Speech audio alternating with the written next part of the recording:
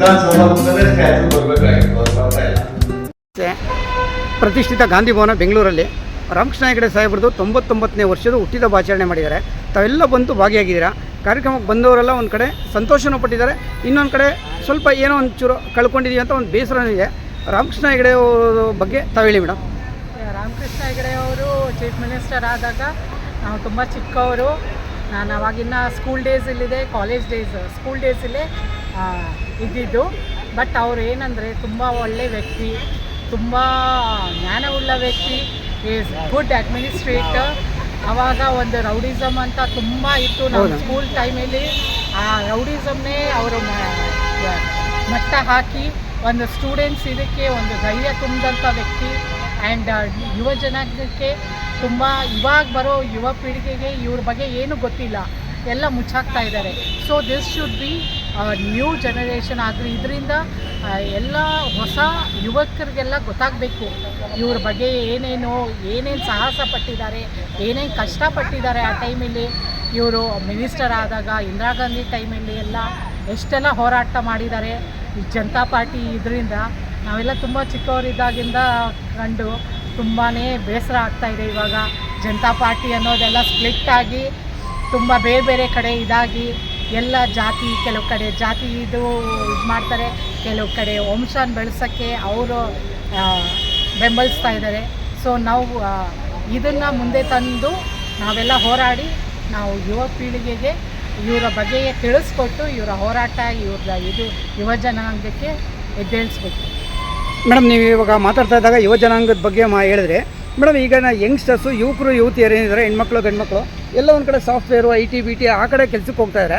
ಒಂದು ರಾಜ್ಯ ರಾಜಕಾರಣಕ್ಕೆ ಬಂದು ಒಂದು ಜನಸೇವೆ ಮಾಡೋ ಥರ ಏನಾದರೂ ತಾವುಗಳೆಲ್ಲ ಮಾರ್ಗದರ್ಶನ ಕೊಟ್ಟು ಒಂದು ಯಂಗ್ಸ್ಟರ್ಸು ರಾಜಕೀಯಕ್ಕೆ ಬರ್ಬೋದಾ ಮೇಡಮ್? ಅವ್ರಿಗೆ ಇಂಟ್ರೆಸ್ಟ್ ಇದ್ದು ಇವರು ಆ ಥರ ಇಂಟ್ರೆಸ್ಟ್ ತರಬೇಕು ಅವರಲ್ಲಿ.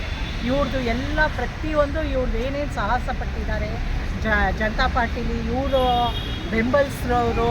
ಇವಾಗ ಸಿಂಧಿಯಾ ಸಾಹೇಬ್ ಇರ್ಬೋದು, ಇವಾಗ ಹೇಳಿದ್ರಲ್ಲ ಈಜ್ಲಿಂಗಪ್ಪ, ಇವರೆಲ್ಲ ಇದ್ರಲ್ಲ, ಅವ್ರ ಬಗ್ಗೆ ಎಲ್ಲ ಇವ್ರಿಗೆ ತಿಳಿಸ್ಬೇಕು. ನಾವು ಯಂಗ್ಸ್ಟರ್ಸ್ಗೆ ಇವ್ರ ಬಗ್ಗೆ ಏನೂ ಗೊತ್ತಿಲ್ಲ, ಆಲ್ ನ್ಯೂ ಇದಲ್ವಾ. ಇದನ್ನೆಲ್ಲ ತಿಳಿಸಿದಾಗ ಅವರು ಸ್ವಲ್ಪ ಮೈಂಡ್ ಫ್ರೆಶ್ ಆಗಿ ಅವ್ರಿಗೂ ಇದಾಗಿ ಒಂಥರ ಇಂಟ್ರೆಸ್ಟ್ ಬಂದು ಅವ್ರೂ ಡೈವರ್ಟ್ ಮಾಡ್ಕೋಬೋದು. ಇವಾಗ ನಾವು ಇವೆರಡು ಪಕ್ಷದಲ್ಲೇ ಏನಕ್ಕೆ ಇರಬೇಕು, will also move to this party ಅಂತ ಹೇಳಿ ಅವರು ಒಂದು ಹೊಸ ಇದನ್ನು ಕಟ್ಟಿ ಅವರು ಹೋರಾಡ್ತಾರೆ ಇದಕ್ಕೂ. ಮೇಡಮ್, ಈಗ ಸಭೆಯಲ್ಲಿ PGR ಸಿಂಧಿಯಾ ಸಾಹೇಬರು ಒಂದು ಸಭೆಯನ್ನು ಉದ್ದೇಶಿಸಿ ಮಾತಾಡ್ತಾಯಿದ್ರು. ರಾಮಕೃಷ್ಣ ಹೆಗಡೆ ಸಾಹೇಬ್ರದ್ದು ಒಂದು ಅವ್ರದ್ದೊಂದು ಪ್ರತಿಮೆ, ಒಂದು ಸ್ಟ್ಯಾಚು, ಒಂದು ವಿಧಾನಸೌಧ ಮುಂದೆ ಬಂದರೆ ಒಂದು ಅರ್ಥಪೂರ್ಣವಾಗಿರುತ್ತೆ. ಅದ್ರ ಬಗ್ಗೆ ತಾವೇನು ಹೇಳ್ತೀರಾ ಮೇಡಮ್? ಹೌದು, ಇಟ್ಸ್ ವೆರಿ ಗುಡ್. ಯಾಕಂದರೆ ಅಷ್ಟೆಲ್ಲ ಸಾಹಸ ಮಾಡಿದ್ದಾರೆ, ಪ್ರತಿಯೊಂದು ಕ್ಷೇತ್ರಕ್ಕೂ ಇದು ಮಾಡಿದ್ದಾರೆ. ಅವರಂಥ ಕಷ್ಟಜೀವಿ ಇಲ್ಲ ನೋಡಿ. ಅವರು ಸ್ವತಃ ಎಷ್ಟೆಲ್ಲ ಹೋರಾಟ ಮಾಡಿದ್ದಾರೆ. ಒಂದು ಜೈಲಿನ ವಾಸದಲ್ಲಿನೂ ಅವರು ಎಷ್ಟು ಕಷ್ಟಪಟ್ಟು ಎಲ್ಲ ವನವಾಸ ಪಟ್ಟಿದ್ದಾರಲ್ಲ, ಅದನ್ನೆಲ್ಲ ಇದು ಮಾಡಿ ಇವ್ರನ್ನ ನಾವೆಲ್ಲ ಹೋರಾಡಿ ಅವ್ರ ಪ್ರತಿಮೆನ ಅಲ್ಲಿ ಮಾಡಿಸ್ಬೇಕು. ಪ್ಲಸ್ ಅವರು ಒಂದು ಭವನನೇ ನಿರ್ಮಿಸ್ಬೇಕು. ಇವಾಗ ಅಂಬೇಡ್ಕರ್ದು ಹೆಂಗೆ ಭವನ ಮಾಡಿದ್ದಾರೆ, ಇವ್ರದ್ದು ಒಂದು ಭವನ ಮಾಡಿ ನಾವು ಈ ಥರ ಎಲ್ಲ ಕಲ್ಚರಲ್ ಪ್ರೋಗ್ರಾಮ್ಗಳು ಅಲ್ಲಿ ಮಾಡಿ ಮುಂದೆ ಬರಬೇಕು. ಅವ್ರದ್ದು ಅದೇ ಹೇಳ್ದಂಗೆ ಇವ್ರಿಗೆ ಡಾಕ್ಟ್ರೇಟು ಅದೆಲ್ಲ ಕೊಡಿಸ್ಬೇಕು. ಇಂಥ ಮಹಾನ್ ವ್ಯಕ್ತಿಗೆ ಡಾಕ್ಟ್ರೇಟ್ ಕೊಡದೆ ಯಾರ್ಯಾರಿಗೋ ಕೊಟ್ಕೊಂಡಿದ್ದಾರೆ ಅಲ್ವಾ. ಇಟ್ಸ್ ವೆರಿ ಗುಡ್ ಹಿಂಗೆಲ್ಲ ಮಾಡಿದ್ರು. ಮೇಡಮ್, ತಮ್ಮ ಹೆಸರು ಮೇಡಮ್? ನನ್ನ ಹೆಸರು ವಂದನಾ ಪ್ರಕಾಶ್ ಅಂತ. ಎಲ್ಲರಿಗೂ ನಮಸ್ಕಾರ. ರಾಮಕೃಷ್ಣ ಹೆಗಡೆ ಅವರ ಅಭಿಮಾನಿ ಬಳಗವು 99ನೇ ವರ್ಷದ ಜನ್ಮದಿನದ ಸಭೆ ಅಂತ ಈ ಸಭೆಗೆ ಅಧ್ಯಕ್ಷತೆ ವಹಿಸುವುದಕ್ಕೆ ಪ್ರಕಾಶ್ ಬಾಬು ಈ ಸಭೆಯನ್ನು ಉದ್ಘಾಟನೆ ರಾಜ್ಯದ ಒಬ್ಬ ಹಿರಿಯ ಜನತಾಪರವಾದ ರಾಜಕಾರಣಿ PGR ಸಿಂಧಿಯಾ ಅವರು ಇದನ್ನು ಪುಷ್ಪನಮನ ಮಾಡಬೇಕಾದಂಥ ಪದ್ಮಶ್ರೀ ಪ್ರಶಸ್ತಿ ಪುರಸ್ಕೃತ ಪ್ರತಿಭಾ ಮುಖ್ಯ ಅತಿಥಿಯಾಗಿ ಆಗಮಿಸಿದಂಥ ರೈತ ಮುಖಂಡರಾದ ಕೋಡಿಹಳ್ಳಿ ಚಂದ್ರಶೇಖರ್ ಅವರೇ, ಕನ್ನಡಪ್ರಭದ ಸುವರ್ಣಸುದ್ದಿ ಪ್ರಧಾನ ಸಂಪಾದಕರು ಹಾಗೂ ಮಿತ್ರರಾದ ರವಿ ಹೆಗಡೆ ಅವರೇ, ವಾಣಿಯ ಶೆಟ್ಟಿ ಅವರೇ, ಯಶೋಧ ಶ್ರೀಶೇಷ್ ಅವರೇ, ಈ ಸ್ವಾಗತ ಭಾಷಣ ಮಾಡಿದ ರಾಜಾ ಎ ಅವರೇ, ಮಾದೇಗೌಡ ಅವರೇ, ನಾಗೇಶ್ ಅವರೇ, ಈ ನೆರೆದ ಎಲ್ಲ ಹಿರಿಯ ತಾಯಿ ನಮ್ಮ ರಾಜಕಾರಣದಲ್ಲಿ ವೀಕ್ನೆಸ್ ಯಾರಿಗೂ ಗೊತ್ತಾಗ್ತದೆ. ನಮ್ಮ ವೀಕ್ನೆಸ್ ಎಲ್ಲರಿಗೂ ಗೊತ್ತಾಗ್ತದೆ.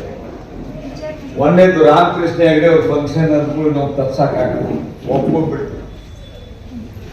ಅದಾದ್ಮೇಲೆ ಈ ನಾಗೇಶ್ ಅನ್ನೋ ನಮ್ಮ ಲೋಕಶಕ್ತಿಯಲ್ಲಿ ಕೆಲಸ ಮಾಡ್ಕೊತಿದ್ದವ್ ನಮ್ಮ ಜನತಾ ಪಾರ್ಟಿಗೆ ಬಂದು ಒಬ್ಬ ಕಾರ್ಯಕರ್ತನಾಗಿ ಬಂದು ಒಬ್ಬ ಒಳ್ಳೆ ಕಾರ್ಯಕರ್ತೆಯಾಗಿ ರಾಜಕೀಯ ಮುಖಂಡನಾಗಿ ಬೆಳೆಯಕತ್ತಿದ್ದಾನೆ. ಏನ್ ಸಿಕ್ಕಿದೆ ನಿಮ್ ಜಾತಿ ಅವ್ರಿಗೆ ವೋಟ್ ಮಾಡ್ಕೊಂಡಿದ್ರು, ಏನೋ ಇಲ್ಲಿವರೆಗೂ ಬಂದಿದ್ರು, ಏನ್ ಸಿಕ್ಕಿದೆ ನಿಮ್ಗೆ? ಏನು ಸಿಗಲ್ಲ ಅಲ್ವಾ?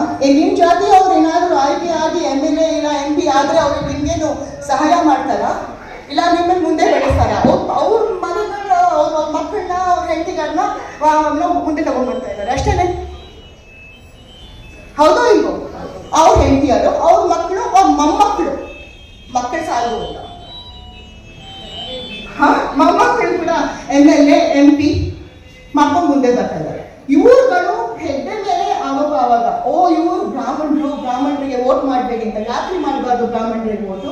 ಬ್ರಾಹ್ಮಣರು ಲಿಂಗಾಯತರಿಗೂ ಹೆಲ್ಪ್ ಮಾಡ್ತಾರೆ, ಗೌಡ್ರಿಗೂ ಹೆಲ್ಪ್ ಮಾಡ್ತಾರೆ, ದಲಿತರಿಗೂ ಹೆಲ್ಪ್ ಮಾಡ್ತಾರೆ, ಎಲ್ಲರಿಗೂ ರೈತರಿಗೂ ಹೆಲ್ಪ್ ಮಾಡ್ತಾರೆ ಅಂತಂದ್ರೆ ಅವ್ರಿಗೆ ಯಾಕೆ ನೀವು ವೋಟ್ ಮಾಡಬಾರ್ದು ಅಂತ ಹೇಳಿ ಅದನ್ನ ಅರ್ಥನೇ ಆಗಲ್ಲ ನನಗೆ. ಯಾಕೆಂದ್ರೆ ಯಾರಾದ್ರೂ ಒಂದು ಜನಪ್ರಿಯ ನಾಯಕ ಇದ್ರೆ ಅವ್ರಿಗೆ ವೋಟ್ ಮಾಡಿ